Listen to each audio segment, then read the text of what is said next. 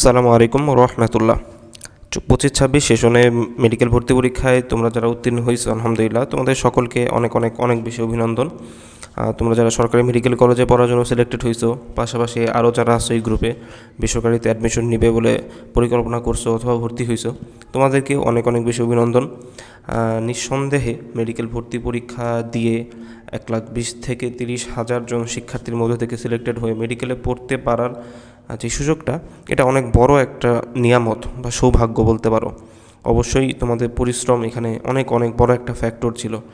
তোমাদের মধ্যে অনেকেই এরকম আছো, আমার পরিচিত অনেকে আছে যারা অনেক ছোটোবেলা থেকে স্বপ্ন দেখতো তারা আলটিমেটলি সাদা অ্যাপ্রন পরবে, মেডিকেল কলেজের ক্যাম্পাসে যাবে, এক সময় ডাক্তার হয়ে রোগীদের ট্রিটমেন্ট দিবে। এই ব্যাপারগুলো আসলে তাদের কাছে অনেক বড় কিছু ছিল, যেই স্বপ্ন আসলে তাদেরকে আলটিমেটলি ঘুমাইতেও দেয় নাই। অনেক রাত জাগা পরিশ্রমের পরে আলহামদুলিল্লাহ তোমরা আজকে এরকম একটা সুযোগ পাইছো আলহামদুলিল্লাহ, বা এই সুযোগটা আল্লাহ তাআলা তোমাদেরকে দিছে। এই জন্য আল্লাহ তাআলার আসলে অনেক বেশি শুকরিয়া আদায় করতে হবে ইনশাআল্লাহ। আজকে ইনশাআল্লাহ আমি তোমাদের ফিজিওলজি সম্পর্কে একটু বলবো। মেডিকেলে চান্স পাওয়ার পরবর্তীতে এই সময়টা যেটা থাকে ভর্তি হওয়ার আগ পর্যন্ত বা ক্লাস শুরু হওয়ার আগ পর্যন্ত, ওরিয়েন্টেশনের আগ পর্যন্ত, তো এইখানে এই সময়টাতে আমাদের ভিতরে, আমি যখন চান্স পাইছিলাম আমার ভিতরে অনেক বেশি প্রফুল্লতা কাজ করছিল। আমি কি করব খুঁজে পেতেছিলাম না, প্রোডাক্টিভ কীভাবে বানানো যায় সময়টাকে, এটা খুব খুঁজতাম, ভাবতাম। তো তোমাদেরও আশা করি সময়টা এইভাবে চাইতেছে। তোমরা অনেকেই চাইতেছো হয়তো পড়াশোনা করবা, কেউ হয়তো ঘোরাঘুরি করতেছো। তোমরা এই সময়টা আসলে ছুটি হিসেবে গ্রহণ করতে পারো, কারণ দেখা যাবে ক্লাস শুরু হওয়ার পর এত লম্বা ছুটি আসলে পাওয়া যায় না মেডিকেলে একবার যখন তুমি ঢুকে যাবা। তো সেই ক্ষেত্রে তোমরা চাইলে এই সময়টাকে ছুটি হিসেবে গ্রহণ করতে পারো, একটু ঘুরতে পারো, কোনো জায়গায় যাইতে পারো, পরিবারের আত্মীয় স্বজনের সাথে দেখা করতে পারো, অথবা চাইলে একটু পড়াশোনাও করতে পারো।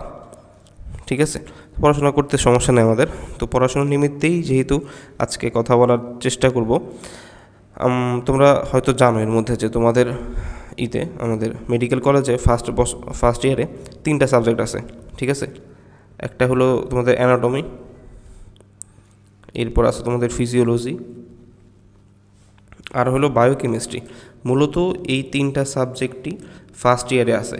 এমবিবিএস তো টোটাল 6 বছর ইনক্লুডিং ইন্টার্নশিপ বাদ দিলে 5 বছর। ফার্স্ট ইয়ারটা হয় 1.5 বছরের, আর লাস্ট ইয়ারটা হয় 1.5 বছরের। বাকি সেকেন্ড ইয়ার, থার্ড ইয়ার 1 বছর করে হয়। তো এই ফার্স্ট ইয়ার অর্থাৎ প্রথম 1.5 বছর, ফার্স্ট ইয়ার বলো বা ফার্স্ট ফেজ বলো, এই ফার্স্ট ফেজ পরে এই 1.5 বছর পরে তোমরা একটা পরীক্ষা দিবা, প্রফেশনাল এক্সাম। তো সেই প্রফেশনাল এক্সামে তোমাদেরকে এই 3টা সাবজেক্ট ফেস করতে হবে। হ্যাঁ, তো অ্যানাটমি, ফিজিওলজি, বায়োকেমিস্ট্রি। অ্যানাটমি আসলে একটা বড় সাবজেক্ট, এটার ভিতরে আবার জেনারেল অ্যানাটমি আছে, তারপর গ্রস অ্যানাটমি আছে, এরপর এখানে আছে হিস্টোলজি, এইখানে আছে এমব্রায়োলজি। তো অ্যানাটমির ভিতরে আসলে ছোটো না, মোটামুটি বড়ই এই ইন্ডিভিজুয়াল অনেকগুলো সাবজেক্ট আছে। হ্যাঁ, এই সাবজেক্টগুলো আছে অ্যানাটমির ভিতরেই। তো অ্যানাটমির উপরে তোমাদের জন্য মেডিভার্স থেকে একটা গাইডলাইন সেশন নেওয়া হয়েছে, তোমাদের নাইম ভাই সেই সেশনটা নিয়েছেন, তোমরা সেটা দেখতে পারো, অথবা অনেকে হয়তো দেখছো। আজকে ইনশাআল্লাহ আমরা ফিজিওলজি নিয়ে একটু কথা বলবো। ফিজিওলজি অ্যানাটমির মতো অত বড় না, তবে এখানে অনেক পড়াশোনা আছে, বুঝার ব্যাপার আছে। অ্যানাটমি ব্যাপারটা আমরা কী করি, অ্যানাটমিতে তুমি একটা বডির জেনারেল স্ট্রাকচার পড়ো, শরীরের গঠন পড়ো, কীভাবে শরীরটা গঠিত, বোনস নিয়ে পড়াশোনা করো, হাড় নিয়ে পড়াশোনা করো, তরুণাস্থি নিয়ে পড়াশোনা করো, কার্টিলেজ নিয়ে পড়াশোনা করো, বিভিন্ন অর্গান নিয়ে পড়াশোনা করবা। এগুলো হলো অ্যানাটমিতে পড়াশোনা। আর ফিজিওলজিতে আমরা পড়াশোনা করবো মূলত বডির বিভিন্ন সিস্টেম কীভাবে কাজ করে। ফিজিওলজির মেন পড়াশোনাটা হলো ফাংশন, একটা জিনিস কীভাবে কাজ করে, তোমার হার্ট কীভাবে কাজ করতেছে, কিডনি কীভাবে ইউরিন তৈরি করতেছে, এরপর কীভাবে সারা শরীরে রক্ত যাইতেছে, রক্ত কীভাবে অক্সিজেন সরবরাহ করতেছে, নিউট্রিশন সাপ্লাই দিতেছে, ব্রেন কীভাবে ফাংশন করতেছে, কীভাবে ব্রেন তোমার টোটাল বডি কন্ট্রোল করতেছে, কীভাবে হাত নাড়াইতেছে, পা নাড়াইতেছে, একটা মশা কামড় দিলে তুমি কেন মশাটাকে নিজের অজান্তে থাপ্পড় দিয়ে দিতেছো, এই ব্যাপারগুলো তুমি পড়বা হলো ফিজিওলজিতে। Physiology is all about the function of the body and their mechanism, প্রক্রিয়া, হাউ দে ওয়ার্ক। ঠিক আছে, ফিজিওলজিতে তোমরা প্রথম দিকেই এই জিনিসগুলো পড়াশোনা করবা। এখানে একটা কোষ প্রাচীর দেখানো হয়েছে, কোষ ঝিলি দেখানো হয়েছে। কোষ ঝিলির ভিতর দিয়ে সোডিয়াম, পটাশিয়াম, আয়ন আদান প্রদান হয়, এক্সচেঞ্জ হয়, যার ফলে আলটিমেটলি আমাদের শরীরে একটা নিউরোনাল কানেকশন হয়, এই ব্যাপারগুলো আমরা পড়বো। তারপরে ওই যে কীভাবে আমাদের হার্ট পাম্প করলে সেখান থেকে ইসিজি তৈরি হয়, হ্যাঁ, এই ব্যাপারগুলো আমরা ফিজিওলজিতে পড়বো। তারপর কীভাবে একটা নিউরন আরেকটা নিউরনের সাথে কানেক্ট করলে যে সিন্যাপস হয়, সেই সিন্যাপসের ভিতরে কীভাবে আসলে একটা নিউরন থেকে একটা নিউরনের তথ্য আদান প্রদান হয়, এই ব্যাপারগুলো হলো মূলত ফিজিওলজির আলোচনার বিষয়। ঠিক আছে, তো আমি আশা করি ফিজিওলজির একটা ওভারভিউ দিতে পারছি। তো এমবিবিএস কারিকুলামে ফিজিওলজিকে আমরা 6টা থেকে 7টা বা 8টা কার্ডে ভাগ করে পড়ি। কার্ড ব্যাপারটা কি? কার্ড ব্যাপারটা হলো আমাদের মেডিকেলে পড়াশোনার সিস্টেমটা বা এমবিবিএস কারিকুলামটা কিছু পরীক্ষার উপর নির্ভরশীল। সবচেয়ে ছোটো পরীক্ষাগুলোকে বলা হয় আইটেম বা আইটেম এক্সাম। আইটেম এক্সামগুলো দেখা যায় যে প্রতি সপ্তাহেই তোমার 1-2টা করে ফিজিওলজি আইটেম থাকবে। আইটেমগুলো হলো 10 মার্কের ছোটো ছোটো পরীক্ষা, 60% পাস, অর্থাৎ 6 মার্ক পাইলেই পাস। এরপর যত উপরে পাইতেছো ভালো, বাট এটা কোনো ম্যান্ডেটরি বিষয় না যে 7, 8, 9, 10-10ই পাইতে হবে, এরকম না। এরপর অনেকগুলো আইটেম, প্রায় 7 থেকে 10টা আইটেম যখন হয়ে যাবে, সেই আইটেমের সবগুলো টপিক মিলে একটা কার্ড পরীক্ষা হয়। কার্ড পরীক্ষাতে মূলত রিটেন বা লিখিত পরীক্ষা হয়। আইটেমটা কিন্তু লিখিত না, এটা মৌখিক পরীক্ষা ছিল। এরপর কার্ড পরীক্ষা হবে, সেটা লিখিত পরীক্ষা। এরকম 2টা কার্ড মিলে 2টা কার্ড যখন হয়ে যাবে, তখন সেই 2টা কার্ডের উপর আবার টার্ম পরীক্ষা হবে। বুঝতে পারলাম? তাহলে 10টার মতো আইটেম নিয়ে একটা কার্ড হবে। এরপর এরকম 2টা কার্ড হয়ে গেলে 2টা কার্ডের পড়াগুলো নিয়ে আবার টার্ম পরীক্ষা হবে। অর্থাৎ একটা টপিক তুমি যেটা আইটেমে পড়তেছো সেটা তুমি কার্ডে আবার পড়বা, আবার সেটা টার্মে গিয়ে আবার পড়বা, এরকম।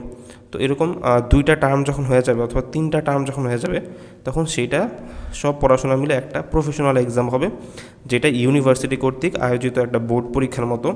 তোমরা যারা ঢাকা বিভাগের আন্ডারে আসো, ঢাকার আশেপাশে যারা আছো, তারা ঢাকার বিভাগ না, মূলত ঢাকা জেলা বা আশেপাশে যারা আছো, তাদের সবারই মেডিকেল কলেজগুলো ঢাকা বিশ্ববিদ্যালয়ের আন্ডারে প্রফেশনাল পরীক্ষা নেয় বা প্রফ এক্সাম নেয়। যারা চট্টগ্রামের দিকে আছো, তারা চট্টগ্রাম ইউনিভার্সিটির আন্ডারে পরীক্ষা দিবা, এরকম। যারা রাজশাহীর দিকে আসো, রাজশাহী বিশ্ববিদ্যালয়ের আন্ডারে পরীক্ষা দিবা। যারা নীলফামারী বা রংপুরের দিকে আসো, তারা রংপুর ভার্সিটির আন্ডারে পরীক্ষা দিবা, এরকম। ঠিক আছে, তো আমরা এইখানের এই কার্ডগুলো নিয়ে একটু আলোচনা করি। ফিজিওলজিতে আমরা এরকম 1, 2, 3, 4, 5, 6, 7, 8, 9 9টা কার্ড পাবো বা 9টা কার্ড আমরা পড়বো। 9টা কার্ড ইন্ডিভিজুয়ালি আছে, যদিও এই কার্ডটা এটার অন্তর্ভুক্ত। তারপর এই 2টা কার্ড মিলে একসাথে পড়ানো হয়, কিছু মেডিকেলে এই 2টাও একসাথে করে পড়ানো হয়। তো এইভাবে আলটিমেটলি দেখা যায় 6 থেকে 7টা কার্ড থাকে। তো প্রথম কার্ডটার নাম দেখো, জেনারেল ফিজিওলজি। এই কার্ডটা আমি তোমাদের যদি দেখাই একটু, এই কার্ডটা এইদিকে আমি এখানে কার্ডগুলো অ্যাড করে রাখছি। এই যে এটা হলো আমাদের জেনারেল ফিজিওলজির কার্ড। এই কার্ডের ভিতরে তোমাদেরকে আসলে এত কিছু পড়তে হবে, এই জিনিসগুলো পড়তে হবে, হ্যাঁ। এই কার্ডের ভিতরে তোমাকে আমি যদি এখানে একটু দেখাই তোমাদের বোঝার সুবিধা, যে সেল মেমব্রেন নিয়ে পড়তে হবে, সেল অর্গানেল, সেলের বিভিন্ন অঙ্গাণু যেগুলো আছে ইন্টারমিডিয়েটে পড়ছো, ওই পড়াগুলো জাস্ট একটু ইংলিশে কনভার্ট হবে। আরেকটা বিষয় এখানে, যে ইংলিশে পড়তে হবে দেখে কিন্তু খুব বেশি ভীতি মনে রাখা যাবে না, কারণ তোমরা কিছুদিন পরেই দেখবা যে এই জিনিসটা নর্মাল হয়ে যাবে। তো এটা নিয়ে কিন্তু ভয় পাইতে হবে না। এরকম অনেক হয়েছে, গত বছর আমাকে অনেকে প্রশ্ন করছো যে এরকম, আচ্ছা ইংলিশে যেহেতু পড়তে হবে, ভাই ইংরেজির কোনো কোর্স করতে হবে কি না। অনেকে দেখছি মেডিকেলে চান্স পাওয়ার পর আইএলসের কোর্সও করে ইংরেজি ফ্লুয়েন্সি আনার জন্য। এটা নট ম্যান্ডেটরি। কারো যদি খুব প্যাশনেট থাকে ইংলিশ নিয়ে, তার প্যাশন থাকে, তাহলে করতে পারো। কিন্তু মেডিকেল ইংলিশের জন্য যে তোমাকে ইংলিশের মাস্টার হইতে হবে, এটা কোনো সময় প্রয়োজন নাই। এটা তুমি আপনি 5-6 বছরের জার্নিতে শিখে ফেলবা, 5-6 বছর লাগবে না। তুমি মেডিকেলে চলে আসো, আসার মাসখানেকের মধ্যে দেখবা যে তোমার সেই ফ্লুয়েন্সিটা চলে আসছে ইনশাআল্লাহ। তো এটা নিয়ে ভয় পাইতে হবে না। ইংলিশ নিয়ে পড়বো, বাংলা থেকে ইংলিশে কনভার্ট হবো, আমি তো আগে বাংলা মিডিয়ামে পড়ছি, এগুলো নিয়ে কোনো ভয় পাইতে হবে না। ওকে, আচ্ছা, তো আমরা ফার্স্ট কার্ডে ছিলাম। তো ফার্স্ট কার্ডের নাম হলো আমাদের সেলুলার ফিজিওলজি বা জেনারেল ফিজিওলজি, সাথে ব্লাড। তো এখানে আমরা এই যে আরবিসি নিয়ে পড়বো। আরবিসি মানে কি? আমাদের লোহিত রক্তকণিকা, শ্বেত রক্তকণিকা, অনুচক্রিকা, এই পড়াশোনাগুলো মিলল ফার্স্ট কার্ড। তো ফার্স্ট কার্ডের ভিতরে খেয়াল করবো, দেখো এখানে 1 লেখা, 2, 3, 4, এগুলো হলো সব আইটেম। আর এই যে আইটেমের মার্ক এখানে তোমাকে দিবে। তো এই আইটেমটা একদিন হবে, হয়তো এই আইটেমের উপরে মেডিকেল কলেজে 2 দিন বা 3 দিন ক্লাস হবে। তারপরে তোমার এই আইটেমের উপরে একদিন মৌখিক পরীক্ষা হবে, 5 থেকে 7 মিনিট পরীক্ষা, একসাথে 3-4 জন যাবা, ম্যাম কিছু প্রশ্ন ধরবে, এরপর তার উপর তুমি পরীক্ষা দিবে, একটা মার্ক তোমাকে দিয়ে দেবে এখানে, তারপর তোমার আইটেম কমপ্লিট। তো এইভাবে 10টা আইটেম দিলে তোমার একটা কার্ড শেষ হবে, বুঝতে পারছো? তারপর এরকম একটা কার্ড আছে কার্ডিওভাস্কুলার ফিজিওলজি, তারপর এরকম কার্ড আছে আমাদের রেসপিরেটরি ফিজিওলজি। এইখানে যে জিনিসগুলো দেখতেছো না, এগুলো হলো আইটেম কার্ড। তোমাদের মেডিকেলে যাওয়ার পরপরই আইটেম কার্ড দিয়ে দিবে ডিপার্টমেন্ট থেকে, এবং এইখানে এই টপিক অনুযায়ী এগুলো এক একটা আইটেম। এই যে এই প্রথম আইটেমে তোমাকে এই পড়াগুলো পড়তে হবে, দ্বিতীয় আইটেমে তোমাকে এই পড়াগুলো পড়তে হবে, ঠিক আছে? ওকে, তাহলে আমি আশা করি তোমরা কার্ড সম্পর্কে একটা ধারণা পাইছো। তো এরকম আসলে মেডিকেল ফিজিওলজিতে 6 থেকে 7টা কার্ড আছে। জেনারেল ফিজিওলজি বা এখানে সেল নিয়ে পড়াশোনা হয়, ব্লাড, এখানে ব্লাডের যে আরবিসি, ডাব্লিউবিসি, প্ল্যাটেলেটস এগুলো নিয়ে পড়াশোনা হয়। তারপর ব্লাডের বিভিন্ন রোগ নিয়ে পড়াশোনা হয়। যদি তোমার আরবিসি কমে যায় তাহলে সেটাকে রক্তশূন্যতা বা অ্যানেমিয়া বলে, এই পড়াশোনাগুলো এখানে করবা। কার্ডিওভাস্কুলার ফিজিওলজি, এখানে তুমি হার্ট নিয়ে পড়াশোনা করবা, আরও ব্লাডের হিমোডাইনামিক্স নিয়ে পড়াশোনা করবা। হার্ট কীভাবে পাম্প করে, কত দ্রুত পাম্প করে, 1 সেকেন্ডে কয়বার পাম্প করে, 5বার পাম্প করতে কয় সেকেন্ড লাগে, পাম্প করলে কতটুকু রক্ত হার্ট থেকে বের হয়, এই নানান পড়াশোনা এখানে আছে। এরপর রেসপিরেটরি ফিজিওলজি, এখানে তুমি লাংস, তোমার ফুসফুস নিয়ে পড়াশোনা করবা। প্রতি মিনিটে তুমি কয়বার শ্বাস নাও, প্রতি শ্বাসে তুমি কত লিটার বাতাস তোমার ফুসফুসে নিতে পারো, এই ব্যাপারগুলো। তারপর রেনাল ফিজিওলজি আছে। রেনাল ফিজিওলজি তুমি কিডনি নিয়ে পড়াশোনা করবা, কীভাবে তুমি পানি খাইলে, কতটুকু পানি খাইলে সেটা কতটুকু ইউরিন তৈরি করে, এই ব্যাপারগুলো। গ্যাস্ট্রো ইন্টেস্টাইনাল ফিজিওলজি, এখানে আমরা ইন্টেস্টাইন নিয়ে পড়াশোনা করবো, খাবার দাবার কীভাবে অ্যাবজর্ব হয়, খাবার থেকে কীভাবে আমরা এনার্জি পাইতেছি, এই ব্যাপারগুলো এখানে। তারপর এন্ডোক্রাইন ফিজিওলজি, এখানে আমাদের বডি বিভিন্ন হরমোনাল রেগুলেশন নিয়ে পড়াশোনা করবো। তোমরা অনেকে নাম শুনছো যে থাইরয়েডের সমস্যা, তো এরকমই থাইরয়েড পড়াশোনাগুলো এখানে আছে। হাইপোথাইরয়েডিজম কি, হাইপার থাইরয়েডিজম কি, এরকম নানান হরমোন, রিপ্রোডাক্টিভ সিস্টেম আছে এখানে আমাদের। তারপর নিউরোফিজিওলজি, এখানে তুমি ব্রেন, স্পাইনাল কর্ড, তারপর আমাদের নার্ভ, নিউরন, এগুলো নিয়ে পড়াশোনা করবো, ঠিক আছে। তো এরকম আমাদের 6টা কার্ড, 7-8টা কার্ড আছে মূলত। আচ্ছা, তারপর এটা তো আমরা দেখলামই যে আইটেম, কার্ড, টার্ম। এরপর প্রফে মূলত প্রতিটা সাবজেক্টে 3টা টপিকের উপর পরীক্ষা হয়। রিটেন পরীক্ষা হয়, লিখিত পরীক্ষা হয়। ফিজিওলজি তুমি প্রফে রিটেন পরীক্ষা দিবা, ভাইবা পরীক্ষা দিবা, সাথে কিছু প্র্যাকটিক্যাল পার্ট থাকে, প্র্যাকটিক্যাল খাতা লিখতে হয়। এরপর একটা প্র্যাকটিক্যাল পরীক্ষা আছে, তোমরা শুনবা কিছুদিন পরই, নাম হলো অসপি। সেখানে আধা ঘন্টার মতো সময় থাকে, তোমরা ঘুরে ঘুরে বিভিন্ন স্টেশনে যাবে এবং প্রতি স্টেশনে 2 মিনিট সময় পাবা, কিছু প্রশ্নের উত্তর লিখতে হয়। তো এরকম। এরপর আমরা চলে আসি যে আসলে মূলত ফিজিওলজিতে আমরা পড়াশোনা করব কিভাবে, কোন বই পড়ব, কার কাছে পড়ব, কলেজে কীভাবে পড়াশোনা করব, ক্লাসগুলো কীভাবে করব, এই ব্যাপারগুলো নিয়ে একটু সংক্ষেপে আলোচনা করার চেষ্টা করব। তো ফিজিওলজিতে প্রথম যে কথা সেটা হলো ফিজিওলজি পড়াশোনাটাই মূলত কনসেপ্টুয়াল। এখানে কনসেপ্ট ইজ দ্য কি। কিসের কি হতে পারে, এটা চাবি, এটা সাকসেসের চাবি বলতে পারো, পরীক্ষায় ভালো করার চাবি বলতে পারো। পরীক্ষায় ভালো করতে চাও বা ফিজিওলজিতে ভালো করতে চাও, তোমাকে অবশ্যই কনসেপ্ট বুঝতে হবে, পুরো ব্যাপারটা কী হইতেছে বডিতে, এই ব্যাপারটা বুঝতে হবে, ঠিক আছে। তো আমরা ফিজিওলজি পড়াশোনা করার জন্য অনেকগুলো বই ফলো করতে পারি। ফিজিওলজি প্রথম যে টেক্সট বুক যেটার সাথে তোমরা আগে পরিচিত হইবা সেটা হলো গাইটন অ্যান্ড হল text book of medical physiology. এইটা মানে এটাকে বলা যাবে ফিজিওলজির দি বেস্ট বুক বাংলাদেশে এবং ইন্টারন্যাশনালি অনেক ভালো একটা বই, খুবই কনসেপচুয়াল, একদম সহজভাবে ইংরেজিতে লেখা বই। তোমরা সবাই যদি রিডিং পড়ে যাও তাহলে এই বইটা বুঝতে পারবে। তোমাদের সবারই এই বইটা কম বেশি কিনতেই হবে, তো এটা তোমরা কিনে ফেলতে পারো চাইলে এখনই, অথবা যাদের আইপ্যাড আছে বা ল্যাপটপ আছে, মোবাইলেও পিডিএফ ডাউনলোড করে পড়তে পারো, ঠিক আছে। তো ফিজিওলজির জন্য গাইটনটা খুবই চমৎকার একটা বই। একদম শুরু থেকেই তোমরা যদি এটা নিজে পড়তে থাকো তাও তোমরা সবাই বুঝতে পারবা, নিজেই পড়তে পারবা, ঠিক আছে। এরপর যদি আমরা একটা বই দেখি, আচ্ছা, আর এটা এমবিবিএস লেভেলের জন্য এই বইটা আসলে সব দিক দিয়ে ভালো। তবে একটা সমস্যা হলো যে আমরা যে দেখলাম না 6টা থেকে 7টা কার্ড যে আছে আমাদের, এখানে এই ব্লাড সিস্টেমটা, তারপর কার্ডিওভাস্কুলার সিস্টেম, নার্ভাস সিস্টেম, এইগুলোর জন্য আসলে গাইটন এনাফ না। এগুলোর জন্য গাইটনের বাইরেও কিছু পড়তে হয়, কারণ আমাদের এমবিবিএস কারিকুলামের কিছু টপিক আছে যেগুলো এই কার্ডে আছে কিন্তু গাইটনে নাই। তো এই জন্য আমাদের সাথে আরও কিছু বই পড়তে হয়, ঠিক আছে। আচ্ছা, তারপর আসি আমরা জ্ঞানম। এটাও ফিজিওলজি একটা ভালো বই, এটাও টেক্সট বুক, রেফারেন্স বুক বলতে পারো, সব টিচার এটা গ্রহণ করে। তবে এই বইটা একটু তুলনামূলক গাইটনের চেয়ে কঠিনভাবে লেখা। তো কেউ যদি জ্ঞানম পড়তে চাও, মানে জ্ঞানম অবশ্যই তোমরা পড়বা, কিছু টপিক জ্ঞাননে অনেক ভালোভাবে লেখা। মূলত এই বইটা লাগে হলো পোস্ট গ্র্যাজুয়েশনের জন্য। তোমরা এমবিবিএস শেষ করে পরবর্তীতে রেসিডেন্সি পরীক্ষা দিবা, বিশেষজ্ঞ হওয়ার জন্য যে পরীক্ষাগুলো দেয় ডিগ্রির জন্য, সেই পরীক্ষাগুলোতে এই বইটা বেশি পড়া হয়। একবার গাইডন পড়ার পর যখন তোমরা জ্ঞানটা পড়বা, তখন সেই মানে কোনো টপিক জ্ঞান থেকে যখন পড়বা তখন সেটা বুঝতে বেশি সুবিধা হবে। তো এটা খুব ভালো একটা বই। এরপর আসি আমরা বিআরএস ফিজিওলজি। এই যে গাইটন এবং জ্ঞানং যে বইগুলোর কথা বললাম না, এই বইগুলো কিন্তু খুবই বড়। তুমি যখন লাইব্রেরিতে যা গাইটন বইটা দেখবা, যখন কিনতে যাবা বা কলেজে যখন যাবা, দেখবা এটা প্রচুর মোটা, দেখে তোমার ভয় লেগে যাবে, বুঝতে পারছো। তুলনামূলকভাবে সেইখানে বিআরএস ফিজিওলজি যে বইটা, এই বইটা খুবই চিকন পাতলা, এবং এটা মূলত বাংলাদেশের জন্য বানানো বই না, এটা USMLE পরীক্ষার হয়তো তোমরা নাম শুনছো, United state medical licensing exam, মানে এই USMLE পরীক্ষার জন্য এই বইটা মূলত পড়া হয়। তবে এটা খুবই কনসাইজড, একদম to the point, exam oriented বলতে পারো, খুব সুন্দরভাবে লেখা একটা বই, এটা তোমরা সবাই সাথে রাখতে পারো। এরপর একটা বই হলো আমাদের সেম্বুলিঙ্গাম। মূলত এই বইটা ভালো, আমি বলবো যে CVS মানে কার্ডিওভাস্কুলার সিস্টেমের জন্য, ওই কার্ডটার জন্য, আর হলো নিউরোফিজিওলজির জন্য। তো এই কার্ডগুলো তোমরা চেষ্টা করবা এই বইটা থেকে একটু দেখতে। হ্যাঁ, সেম্বুলিঙ্গাম বইটা খুবই সুন্দর একটা বই, এখানে বিভিন্ন মেকানিজম অনেক সুন্দরভাবে দেওয়া আছে, গ্রাফ বা চার্ট আকারে দেওয়া, এরপর বইটা খুব ভালো এটা।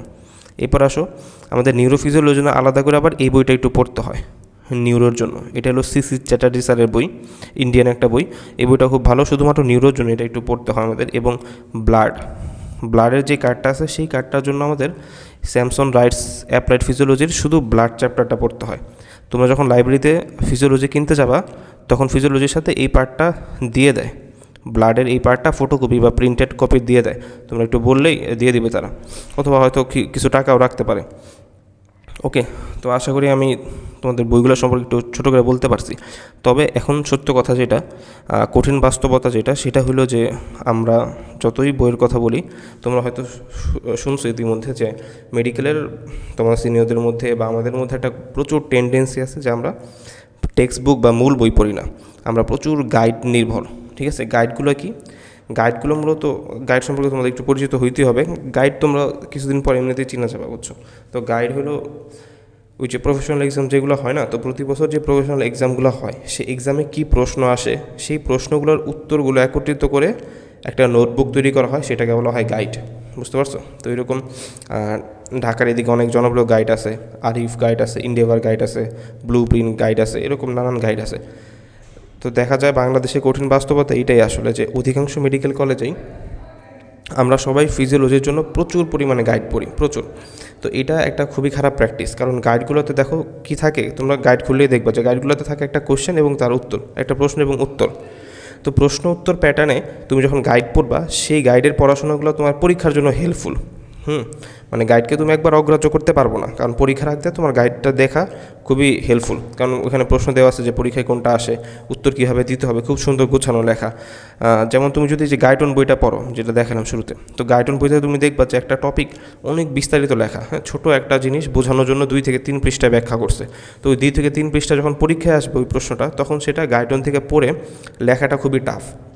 ঠিক আছে, এটা খুবই কষ্টদায়ক। তো সেই জন্য এই সমস্যার সমাধানের জন্য গাইড একটা ভালো অল্টারনেটিভ, কারণ গাইড কী করছে, যে কয়েকটা বই থেকে একটা প্রশ্নের উত্তর সুন্দরভাবে গুছিয়ে লেখা আছে গাইডের ভিতরে, বুঝতে পারছো। তো গাইডটা আসলে একদম এক্সাম ওরিয়েন্টেড একটা জিনিস।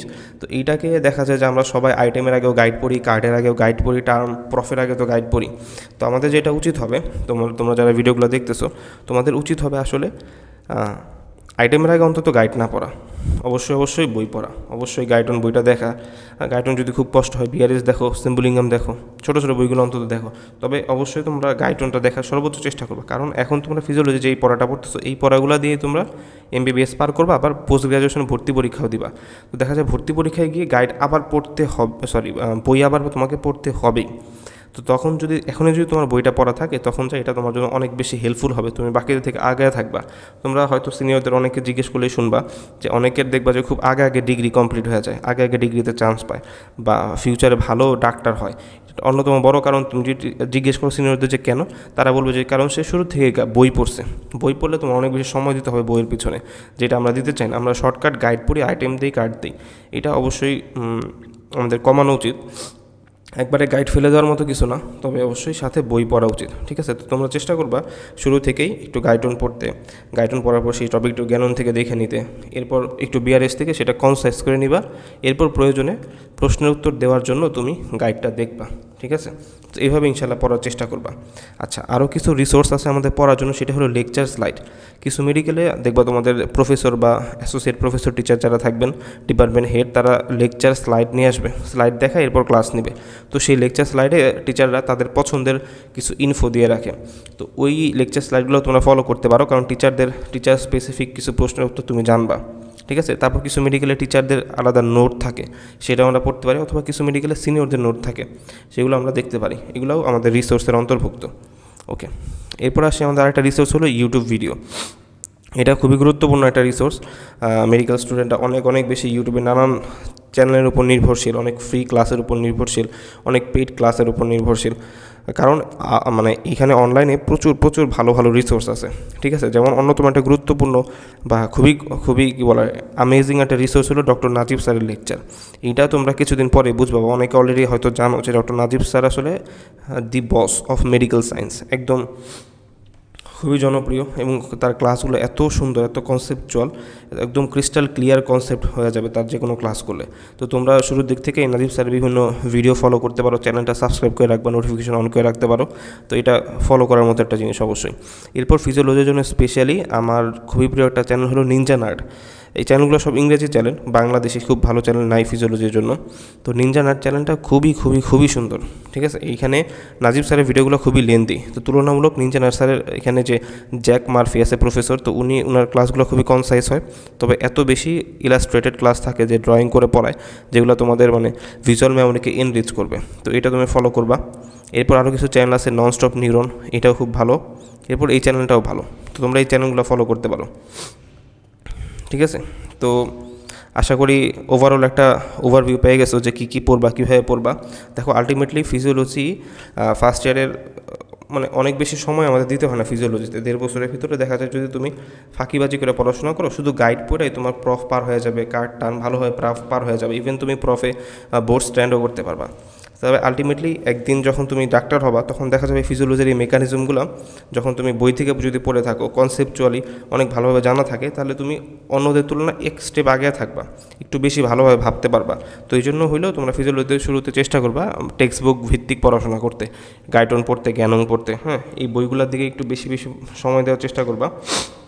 সেটা যেমন ভবিষ্যৎ জীবনের জন্য অনেক উপকারী, কারণ ফিজিওলজির পর সেকেন্ড ইয়ারে যায় যখন তোমরা ফার্মাকোলজি পড়বা, দেখা যাবে ফিজিওলজির যে বডি সিস্টেম, সেই সিস্টেম স্পেসিফিক কিছু ঔষধ তুমি ফার্মাকোলজিতে পড়বা। যখন তোমার ওই সিস্টেম সম্পর্কে ভালো জ্ঞান থাকবে, তখন তুমি সিস্টেম অনুযায়ী ওষুধ দিতে পারবা, কোন সিস্টেমে কোন ওষুধ দেওয়া যাবে এটা সম্পর্কে ভালোভাবে তোমার বুঝবা আর কি। তো গাইড পড়লে এই কনসেপশনটা কোনো দিনই আসে না, কারণ গাইডে কোনো টপিক সম্পর্কে বিস্তারিত দেওয়া থাকে না, শুধু প্রশ্ন উত্তর টাইপের উত্তর দেওয়া থাকে। বুঝতে পারছো? তো এই জন্য তোমাদের সবাইকে আমি উৎসাহ করবো শুরু থেকে প্রচুর তোমরা বইভিত্তিক পড়াশোনা করবা ইনশাআল্লাহ। ঠিক আছে? আচ্ছা, এরপরও তোমাদের যাদের একাডেমিক লাইফ শুরু হওয়ার পরে ফিজিওলজি, অ্যানাটমি, বায়োকেমিস্ট্রি যে কোনো সাবজেক্টেই পড়াশোনা গুছাইতে সমস্যা হলে তোমরা পেইড ক্লাসেও এনরোল করতে পারো। আমাদের মেডিভার্সেই অনেক পেইড কোর্স আছে, ফিজিওলজির উপর আছে, অ্যানাটমির উপর আছে, প্রতিটা কার্ড ওয়াইজ কোর্স আছে, তোমরা সেগুলো ট্রাই করতে পারো। সবগুলো কোর্সের ডেমো ক্লাস লিঙ্ক থাকে, ক্লাসগুলো দেখবা, ভালো লাগলে এগুলোও ট্রাই করবা। ঠিক আছে? আচ্ছা, তো আজকে এই পর্যন্তই ইনশাআল্লাহ। এরপরও যদি তোমাদের কোনো সমস্যা থাকে, অবশ্যই মেডিভার্সের পেজে তোমরা নক দিতে পারো, আমার অ্যাকাউন্টে তোমরা ফেসবুক আইডিতে নক করতে পারো। ইনশাআল্লাহ আমি সর্বোচ্চ চেষ্টা করব তোমাদেরকে হেল্প করার। ওকে, আচ্ছা, তো আমি মনে হয় আমার পরিচয় দিই নেই। আমি মোহাম্মদ মেহেদি হাসান হিম, আমি হলাম নেত্রকোনা মেডিকেল কলেজে পড়তেছি, এখন 3rd ইয়ারে আছি, আমার সেকেন্ড প্রফ চলতেছে, কিছুদিন পর ইনশাআল্লাহ 4th ইয়ারে উঠে যাব। তো নেত্রকোনা যারা আসো, তোমাদের যে কোনো সমস্যায় অবশ্যই আমাকে মেসেজ দিবা, ইনশাআল্লাহ তোমাদের সাথে দেখা হবে। আসসালামু আলাইকুম ওয়া রাহমাতুল্লাহি ওয়া বারাকাতুহু।